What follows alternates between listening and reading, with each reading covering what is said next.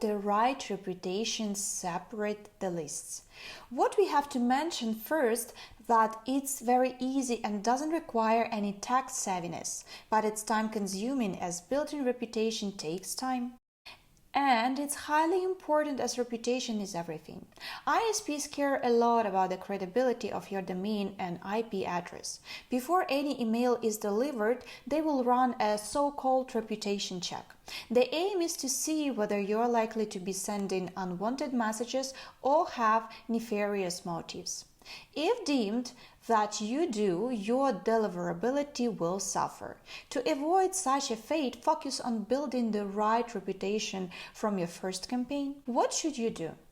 Send emails only to users who want to receive them. While buying mailing lists is an obvious no-no, you should also be careful about emailing people who didn't give you explicit permission to do so. Just because someone joined one of your events a few years back or signed up on your forums back in 2010 doesn't mean that they will appreciate being notified about your new product launch. If they don't, they are likely to mark your message as spam to get it out of their inbox. Even a few such requests are enough to significantly harm the reputation of your domain and get you blocked on future campaigns, no matter the DNS server you use. Make it really easy to unsubscribe. This might sound counterintuitive. After all, you've been working so hard to gather your mailing list. Why would you let them go so easily now?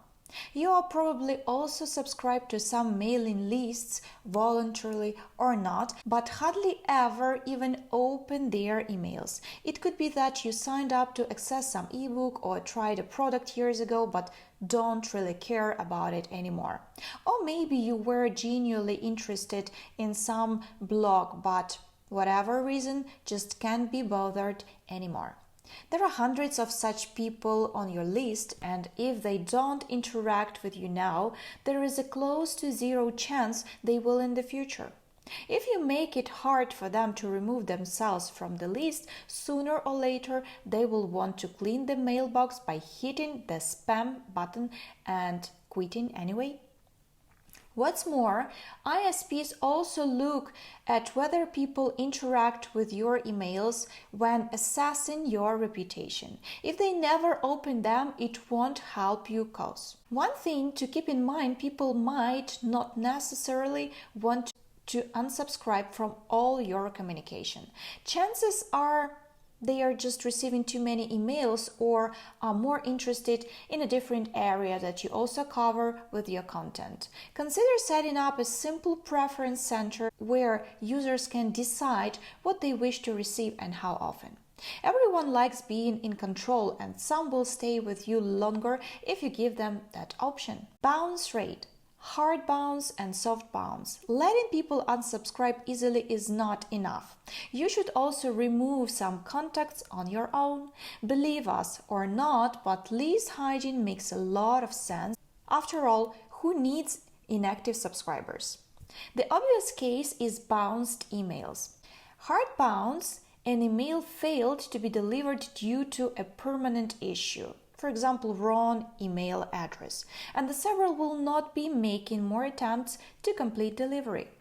Soft bounce, an email failed to be delivered due to temporary issues, such as full mailbox, and the server will make more attempts to complete delivery. If your mailing software doesn't automatically remove accounts that resulted in a hard bounce, do it manually. Even several hard bounces from one campaign can cost you a serious chunk of the reputation you worked so hard to gain.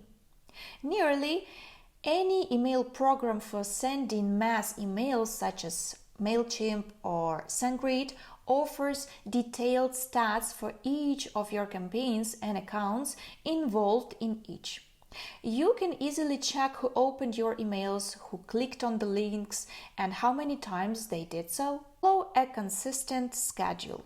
Both users and ISPs appreciate companies that follow a regular schedule of sending emails.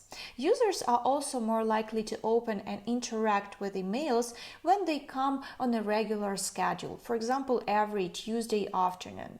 If you send usually one email a week but suddenly switch to 3, it might sound suspicious to the email provider.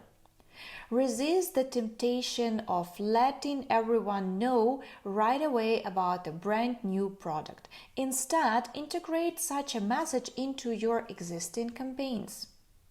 Another reason to send emails at the right time is to increase conversion and improve your reputation.